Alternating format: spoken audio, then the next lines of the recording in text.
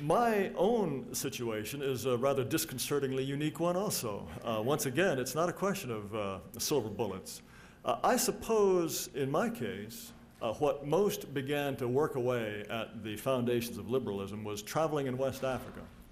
And as I look back on my own experience, one of the real channel markers in this real change in view was when I was hitchhiking from the Ivory Coast to Liberia. Now, the Ivory Coast at the time was run very efficiently by the French. It was an independent country, but every government minister and every government sub-minister and sub-sub-minister had a Frenchman in his office who was called the French homologue. And he was there not to give orders, but to give advice. And they gave good advice generally. At the time, the Ivory Coast was even known as the Japan of West Africa because it was doing so well. And as I say, I was hitchhiking across the border, and I'd been going along roads that were well looked after.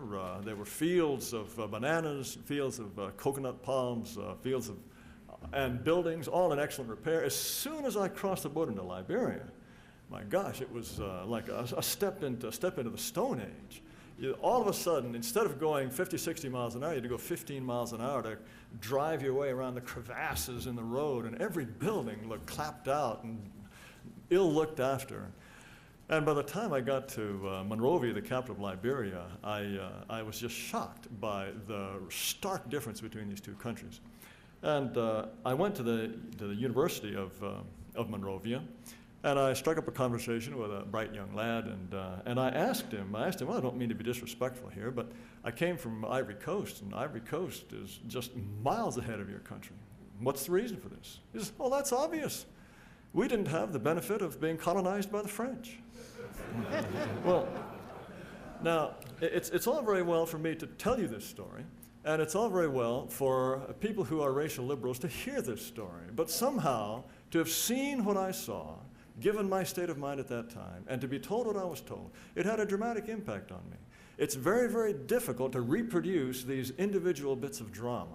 But to the extent that we can, we have to come up with arguments, we have to come up with experiences that do open people's minds. But that, in my case, I would suspect that if I were to describe one incident in my liberalism that helped end this liberalism, that was it. Well, if I can briefly pursue this, though, what got you on the wrong side of the track in the first place? Because there's some people of our acquaintance here who were born on the right side of the track, so to speak, and others of us got converted one way or another.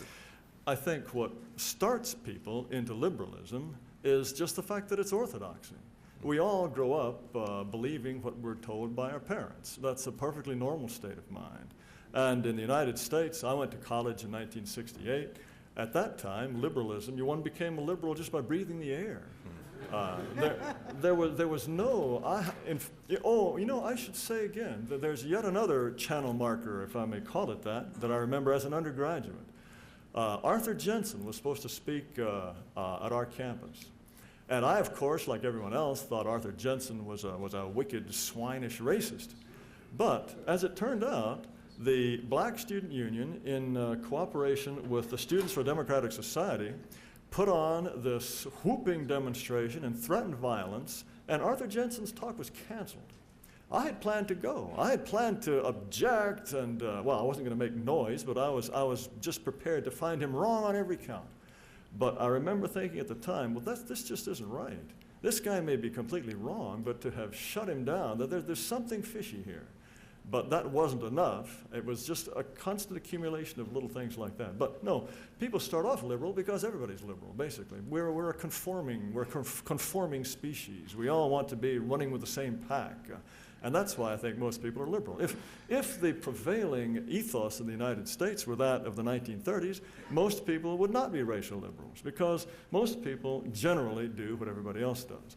That is why overthrowing the orthodoxy is so difficult, no matter how wrong that orthodoxy, because most people are essentially inert as far as these questions are concerned. They'll do what they're told, they do what everybody else does. So that just makes our job all the harder. Of course, the great advantage we have is that we're right. This was done. It's a wonderful feeling to think that American history is constantly progressing, tore up excelsior. Now, that's a much, much more pleasant feeling than the one that we have in this room of seeing our civilization heading over the cliff like a bunch of lemmings. And what was the inspiration for Ameren? Why did you decide to take that particular approach to the resolution of our general difficulty? Because nobody else was willing to do it. I had, you know,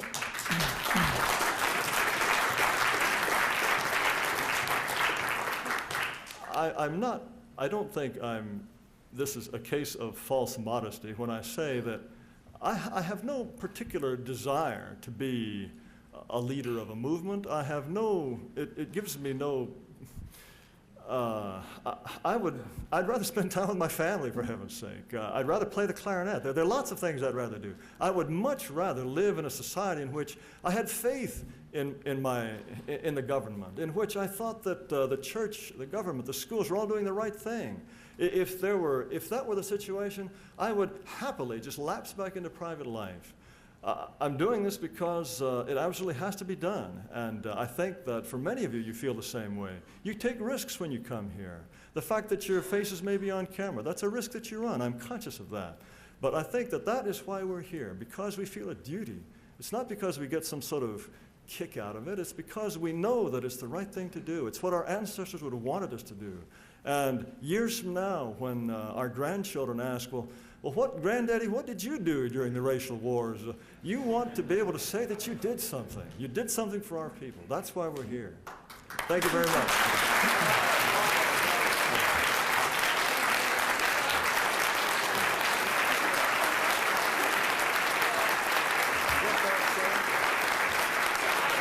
Thank you.